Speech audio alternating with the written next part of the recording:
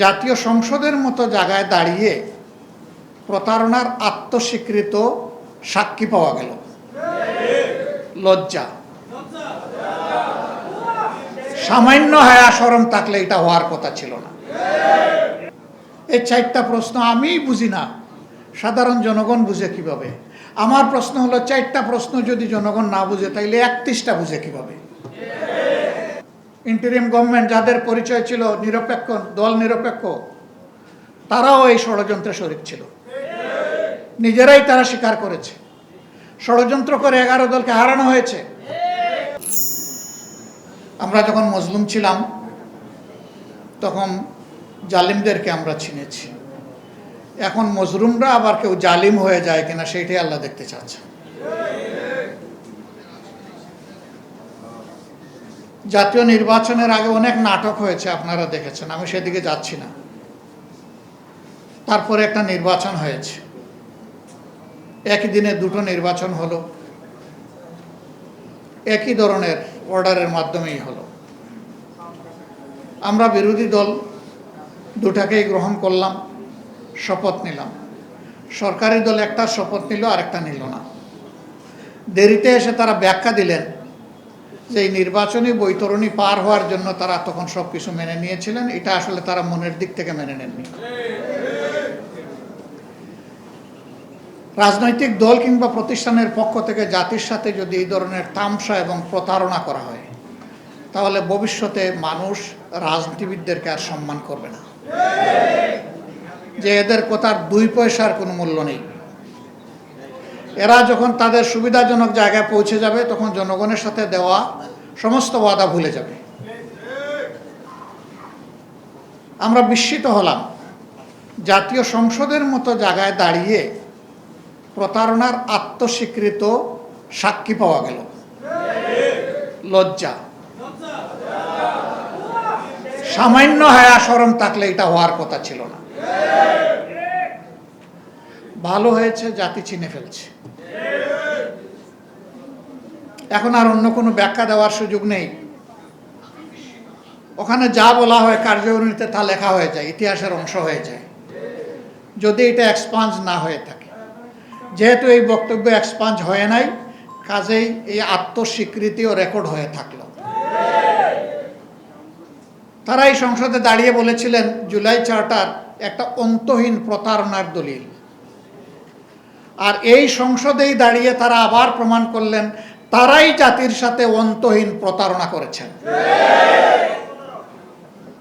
তারা বলেন এই 4টা প্রশ্ন আমি বুঝি না, সাধারণ জনগণ বুঝে কিভাবে? আমার প্রশ্ন হলো, 4টা প্রশ্ন যদি জনগণ না বুঝে তাইলে 31টা বুঝে কিভাবে? 4টা তো ছোট 31টার চাইতে, তাইলে 31টা বুঝে নাই জনগণ। সুতরাং জনগণকে আপনারা মূর্খ বলছেন, মূর্খ। আমরা এখানেও নিন্দা জানাই। জনগণের বিবেচনাবোধের উপরে যারা প্রশ্ন তুলে, বুঝতে হবে তারা গণতন্ত্রে বিশ্বাস করে না। গণতন্ত্রে বিশ্বাস করলে জনগণের বিবেচনাবোধের উপর প্রশ্ন তোলার কারো কোনো অধিকার নেই। এই কাজটা তারা অবলীলায় করেছেন। দুঃখ লাগে, আগেই বলেছি 17.5 বছর তারাও তো মজলুম ছিলেন, তাদেরও তো বহু লোক নিহত হয়েছে, গুম হয়েছে, পঙ্গু হয়েছে, জেলে গিয়েছে। হ্যাঁ, এইটা ঠিক যে সবাই জেলে যায়নি। যারা জেলে যায়নি, গুলি খায়নি, পঙ্গু হয়নি, যাদের আপনজন কেউ শহীদ হয়নি, তারা শহীদ পরিবারের হাক আর বুঝতে পারবে না। আমরা দেখেছি 5 আগস্টের পর যখন প্রয়োজন ছিল শহীদ পরিবারের কাছে যাওয়ার, যারাই প্রয়োজনটা উপলব্ধি করেছে তারা শহীদ পরিবারের কাছে গিয়েছে। আর কেউ কেউ তখন থেকেই নির্বাচনের দাবি তুলেছে। শহীদদের তাজা রক্ত তখনও ভাসছে, মায়ের চোখে তখনও পানি নয়, রক্ত ঝরছে।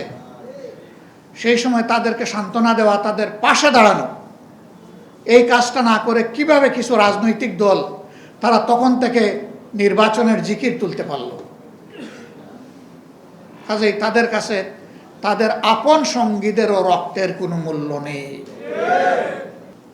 নির্বাচন না চাইলে পরে নির্বাচনে অংশগ্রহণ করলাম কিভাবে? সম্মানিত বন্ধুগণ, আমরা নির্বাচন চেয়েছি, তবে আমরা নির্বাচনের নামে ষড়যন্ত্র চাই নাই। ষড়যন্ত্র করা হয়েছে, আমরা নিন্দা জানাই। ইন্টারিম গভর্নমেন্ট যাদের পরিচয় ছিল নিরপেক্ষ, দল নিরপেক্ষ, তারাও এই ষড়যন্ত্রে শরিক ছিল, নিজেরাই তারা স্বীকার করেছে। ষড়যন্ত্র করে 11 দলকে হারানো হয়েছে। তারপরে এই রায় কেন মেনে নিলাম? 17.5 বছর পরে এই নির্বাচন নিয়ে ষড়যন্ত্রের ফসল হিসাবে যদি আমরা সেদিন রিভোল্ট করতাম, এই নির্বাচনের ফলাফল প্রত্যাখ্যান করতাম, তাহলে দেশে বিশৃঙ্খলার সৃষ্টি হলে এর শেষ কোথায় গিয়ে দাঁড়াতো কেউ জানে না।